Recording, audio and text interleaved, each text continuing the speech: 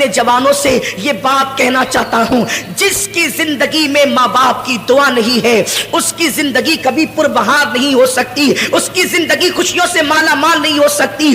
آج انسان سب کی دعا لینا چاہتا ہے، ماں باپ کی دعا نہیں لینا چاہتا، مگر یاد رکھیں آپ کے لیے کوئی بھی بڑے سے بڑا پیر، بڑے سے بڑا عالم، بڑے سے بڑا مفتی، بڑے سے بڑا خطیب، بڑے سے بڑا ادیب اگر آپ کے لیے دعا کر دے، اللہ چاہے تو دعا قبول کرے، اللہ چاہے تو رد کر دے۔ وہ قادر و قیوم بے نیاز ہے، وہ چاہے جس کی دعا رد کر سکتا ہے، اس کے لیے اس کو کوئی پوچھ نہیں سکتا، اس پہ کوئی فرض واجب نہیں ہے۔ وہ کرم، وہ قبول کرے تو کرم ہے، رد کر دے تو اس کا عدل ہے۔ اللہ چاہے جس کی دعا رد کر دے، لیکن سنو سب کی دعا رد ہو سکتی ہے، کسی کی دعا کی قبولیت کی گارنٹی نہیں ہے سوائے ایک دعا کے۔ میرے کریم آقا فرماتے ہیں کہ جب ماں باپ اپنی اولاد کے لیے دعا کرتے ہیں تو اللہ ان کی دعا رد نہیں کرتا بلکہ قبول کر لیتا ہے۔ حضور فرماتے ہیں دعا والدہ لولدہ کا دعائی لکم، تمہارے باپ کی دعا تمہارے حق میں ایسی ہے جیسے نبی کی دعا امتی کے لیے ہوا کرتی ہے۔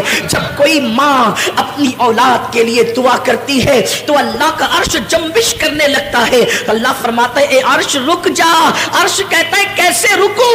آج ایک ماں اپنی اولاد کے لیے دعا کر رہی ہے، جب تک تو اس کی دعا قبول نہ کرے گا میں ہلنا بند نہیں کروں گا۔ قدرت کی طرف سے جواب آتا ہے تو نے ہلنا بعد میں شروع کیا، ہم نے تو اس سے پہلے اس کی دعا کو قبول فرما لیا۔ آج ہم یہ سمجھتے ہیں ہم 5 وقت کے نمازی ہے، نیک ہو گئے بہت، ماں نماز نہیں پڑھتی اس کی دعا میں کیا اثر ہو گیا؟ ماں اگر نماز نہیں پڑھتی تو بھی اس کی دعا کی قبولیت ہے، کیونکہ ماں کا مرتبہ نمازی ہونے کی وجہ سے نہیں ہے، ماں کا مرتبہ نیک ہونے کی وجہ سے نہیں ہے، بلکہ ماں کا مرتبہ ماں ہونے کی وجہ سے ہے۔ ایک صحابیہ بارگاہ رسالت میں آ کے کہتی آقا میری ماں شراب پیتی ہے۔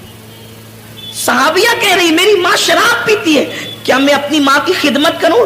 حضور فرماتے ہیں ہاں خدمت کر۔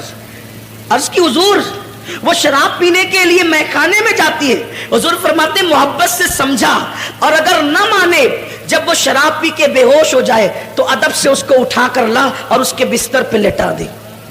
یہ اسلام کی تعلیم ہے، لیکن آج ماں باپ کے ساتھ اس نے سلوک نہیں ہے۔